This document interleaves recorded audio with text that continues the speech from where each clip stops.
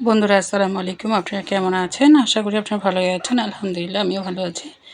আজকে গাছ থেকে টাটকা সজনে পাতা পেড়েছি। আর এই সজনে পাতা দিয়ে যে এত মজার রেসিপি হয় আগে কখনো খাইনি, কিন্তু এই সজনার পাতা এত ভাইরাল জিনিস যে সবাই পছন্দ করে সজনার পাতা দিয়ে রেসিপি বানানোর জন্য। তাই আপনারা তো বন্ধু অনেক ধরনের অনেক রকম খাবার খেয়েছেন, কিন্তু আপনারা যদি এভাবে একটু সহজ পদ্ধতিতে এই রেসিপিটা তৈরি করেন, খেতে কিন্তু অনেক স্বাদ লাগে। এই পেঁয়াজের মধ্যে আমি আদা, রসুন, মশলা সব কিছু দিয়ে ভালো করে একটু চটকে নিয়েছি।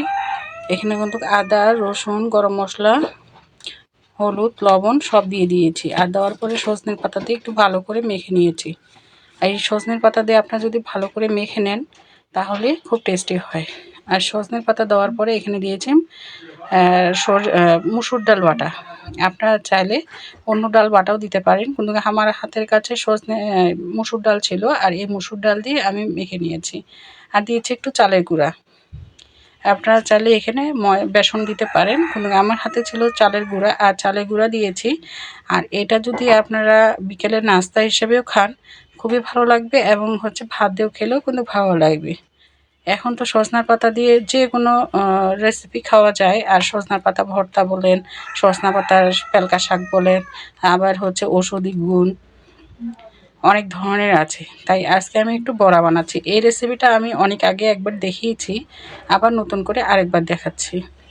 সব কিছু মথার পরে তারপরে ডালের শেপ দিয়ে আমি এখন বড়াগুলো ভেজে নেব। আর এটা সজনের পাতার বড়া। এটা খেতে কিন্তু একটু তিতো তিতো করলেও কিন্তু অনেক পুষ্টি আছে এই সজনের পাতার মধ্যে। সব কিছু দিয়ে আমি এখন বড়াগুলো শেপ করে নিচ্ছি। আপনারা আপনাদের মতো শেপ করে নিতে পারেন। খুব সহজে অল্প উপকরণ দিয়ে ঘরে থাকা দুই একটি জিনিস দিয়ে আপনারা এই রেসিপিগুলো বানিয়ে নিতে পারেন। তাই আমিও একটু বানিয়ে নিলাম। এখন আমি উল্টে পাল্টে একটু ভেজে নিচ্ছি, আর একটু চিপে চিপে দিচ্ছি যেন ভিতরটা খুব নরম ভাজা যায়, আর খেতে যেন মুচমুচে থাকে। ভাজা হয়ে গেছে বন্ধুরা, এখন আমি পরিবেশন করে নিলাম। দেখুন সজনার পাতার বড়া দেখতে যত লোভনীয়, খেতে কিন্তু অনেক মজার। আপনারা একবার হলেও ট্রাই করে দেখবেন, খেতে কিন্তু অনেক স্বাদ। আসসালামু আলাইকুম, ভালো থাকবেন সবাই।